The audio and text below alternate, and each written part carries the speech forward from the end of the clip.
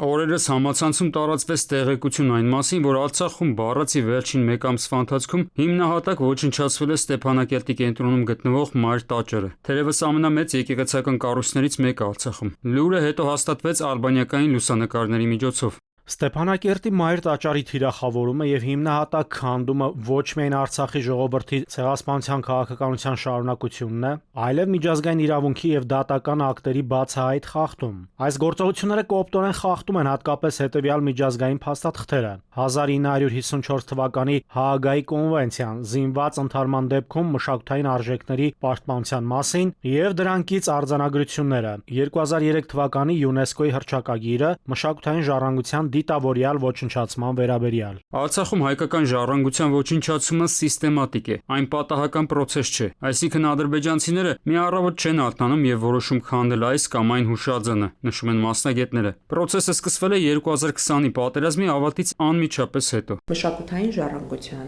հուշարձանների, եկեղեցիների շարունակական ոչնչացմամբ, ինչը եւ 20 թվականի պատերազմի ընթացքում է եղել եւ 20 թվականից հետո առանձին դրվագներով մենք տեսնում ենք։ Սա ինչի համար է արվում, որպեսզի ամբողջությամբ այդ պատմության էջը փակվի, որևէ ապացույց չմնա, որը ցույց կտա հայերի եւ հայկականության հետ այդ հողի վրա։ Պատմական, հոգեվոր եւ մշակութային խոշոր օբյեկտների ոչնչացումը Արցախում որպես կանոն հայտնաբերում են սովորական քաղաքացիները։ Պրոցեսը ավտոմատացված ռելսերի վրա դրված չէ։ Այսինքն, եթե չլինեն ակտիվ քաղաքացիները, այս ավերածությունների մասին որևէ մեկը չի ելիմանա։ Ընդհանուր ցանկը արվել է եւ մասնավոր ոլորտի ՀԿ-ների կողմից է ցանկ, ուղղակի պիտի որոշակի մեխանիզմերի գործադրմամբ դա կլինի նաեւ մասնավոր թե պետությունը ինքը պիտի կատարի որոշակի պարբերականությամբ արբանյակային գործիքակազմերի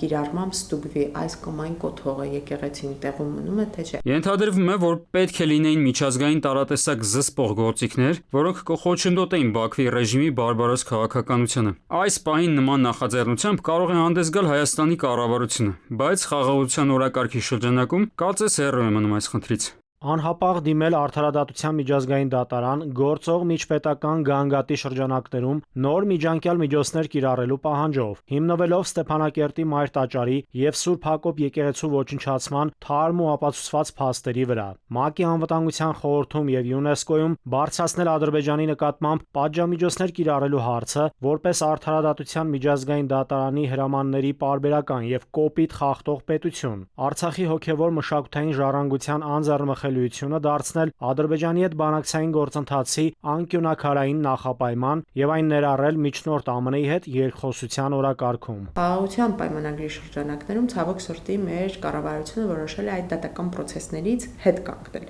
բայց այդ դատական process-ների շրջանակներում քնում են նաեւ նման կարևորագույն հարցեր մշակութային ժառանգության պաշտպանության հետ կապված եւ ամենակարևորը մենք ունենք մի դատական process Արդարադատության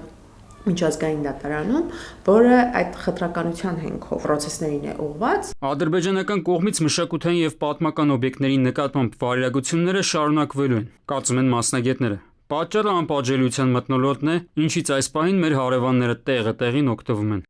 Արմեն Աթալյան, ժամը լրատվական։